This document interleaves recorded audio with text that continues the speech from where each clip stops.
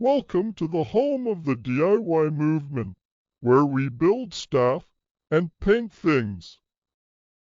Alright y'all, welcome back. Today is August 1st, 2025. It's Friday. Got the day off from work, so we're going to go ahead and knock out re-clearing these panels that we worked on last weekend where we last left off. So, last weekend, these things have been sanded in 600 grit, sponge, DA, hand block, and gray Scotch-Brite in some nooks and crannies. It's the hood for the 62. It's the deck lid or trunk lid for the 62. And it's the moonroof cover. Metal moonroof cover. It's glass underneath, but kind of useless now. These been sitting 6 days. It's been hot, so we opened up the clear, let it gas out a little more. This morning I came in and I went over it again with the gray Scotch-Brite, just real briefly, just, you know, basically a once over, just to kind of scratch it up a little again, all three panels.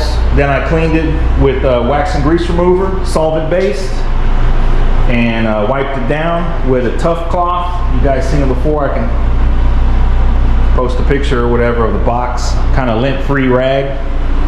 And I'm gonna be re-clearing it right now. I'm gonna be using SPI Euro, same clear coat we used when we painted the car. Mix 4 to 1 to 1. I already got clear and reducer in there. Just got to pour the activator and we're ready to go. Gonna be spraying it with the Iwata LPH 400. That's my go-to for clear. Silver cap, probably 30 psi. 2.5 turns out on the fluid. So I'm probably only going to record the first coat because the second and third coat are just going to be repetitious. I don't want to damage my camera. But we're going to go 3 coats. We're going to go 30 minutes in between. We're going to be using slow reducer. It is 86 degrees right now in here. And we're going to wait 30 minutes in between coats. And knock on wood, say a prayer that we don't get any runs. Spraying vertical panel is kind of tricky, but I'm pretty confident. You just have to maintain your technique throughout and you should be able to do pretty good. So let me get set up. Like I said, it's only going to be 1 coat because it gets kind of foggy in here, and I'll bring you guys back when it's all said and done. All right, here we are spraying it at 30 psi, about 2.5 turns out on the fluid. When I say 2.5 turns out, I mean screw the fluid needle all the way closed and then unscrew it about 2.5 turns. 2.5 to 3 is what I like on the LPH 400. The gun requires a really close distance, 4 to 6 inches from the panel. I fall somewhere around 5 inch. I want tight overlap. Sprayed probably about 80% overlap. As you can see, about this part is where it starts getting foggy in there. The door's closed, so the only ventilation we have is up top. I think I mentioned that later in the video. It looks like it's hard to see, but it's really not hard to see at all when you're close like that. Main thing is you want to keep the distance close. You want to keep the overlap tight. The trunk did sway a little bit. We didn't strap it down or wire tie it off, so it swayed a little bit with the PSI from the gun. So that kind of could mess with your distance. You have to be careful on that part. All right, that's 1 coat. You guys saw it gets really foggy in here. Had the door completely closed, so really the only intake is the opening on top of the door. I think for the second and third coat, I'm gonna crack the bottom a little bit, get a little more airflow. So far, it laid out pretty slick. Gonna give it proper flash time so that we don't get a run. We're just gonna be repeating the same process. You guys notice I didn't do any of the edges on any panel. I'm gonna do the edges last. So the edges are just gonna get 1 round because you don't need 5 coats of clear on the side of the hood. So it's gonna be 1 coat and then final coat on everything. Same with the back of the trunk. You don't need to, you know, put that much clear on the back of the trunk, so we're just going to go 1 round before the last one. Trunk is a little dry in the middle, very faint, so I'm going to wet it down on the next round. Moonroof cover's looking good.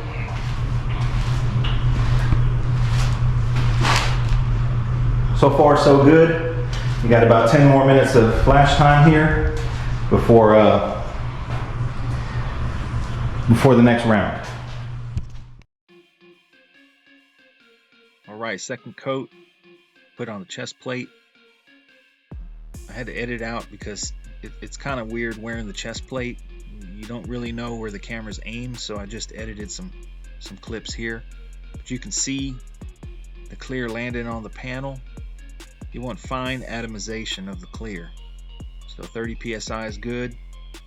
And as you can see, you just want the clear to fill in the dots as you're spraying. Once the dots are filled in, you're kind of connecting the dots, you stop.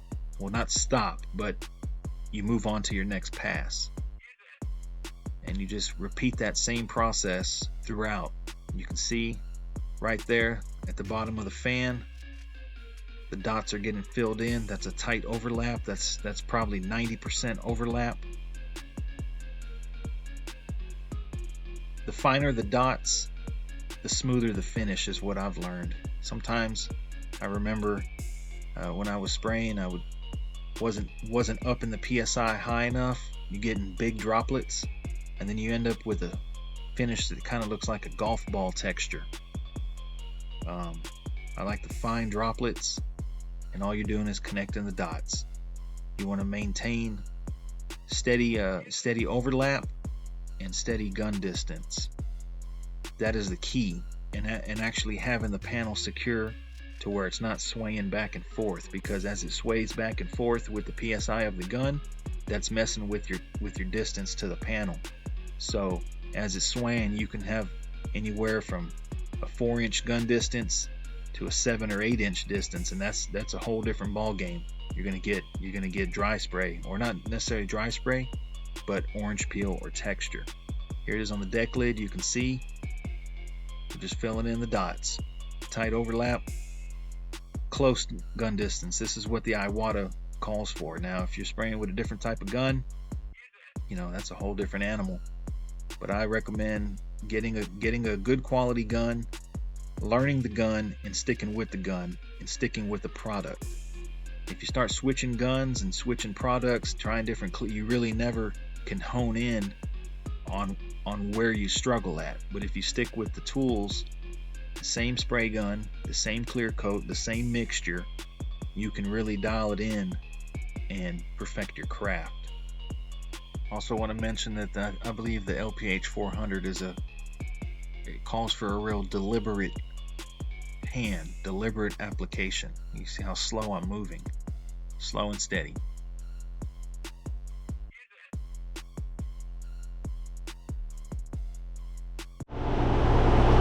Alright, that was second coat. Went ahead and put you guys on the chest plate with the door open, cracked at the bottom. It doesn't get as bad. Looking good so far. That's 2 coats. Ran out of clear there at the last run, so I had to mix up quick 5 ounces, 6 ounces. So far so good. Looking pretty good. No major nib, just little particles that are clear, or they don't have color to them, which I think is probably pollen. Moonroof cover's looking good.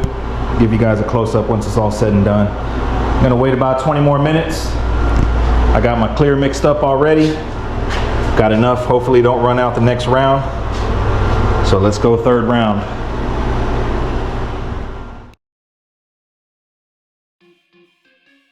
All right, third coat. Much like the second coat, really nothing changes. Technique stays the same. Fluid stays the same. You have to pay attention to your flash times, depending on the speed of activator or speed of reducer you're using. I like to use slow everything. Slow activator, slow reducer, and just you gotta pay attention to your flash times. With the SPI Euro, I like to go 30 minutes in between coats, so that means after about 20 minutes of waiting, I come back in, start mixing up for the next round. Clean the gun a little bit, get prepared, make sure your hose is good, and right around then you're about ready to go on your third coat. Really nothing changes. You gotta let it flash off. If you go back to back too fast, too soon, it could pop on you, solvent pop, or it could it could turn into a run. It's a real fine line between a run and looking wet. Here I am, third coat. I'm hitting all the edges, although you can't really see it on camera. Hitting all the edges, and we go back to the deck lid and fine dots, connecting the dots. 90% overlap. I believe on the last round I did half and half on the deck lid so that I can see better, and really slammed it on. By slamming it on, I mean I probably moved a little bit slower and almost 100% overlap. Just really putting it on, paying attention to what the material is doing when it lands on the panel. I think you also got to have good lighting. Lighting is key, so you can actually see what you're doing.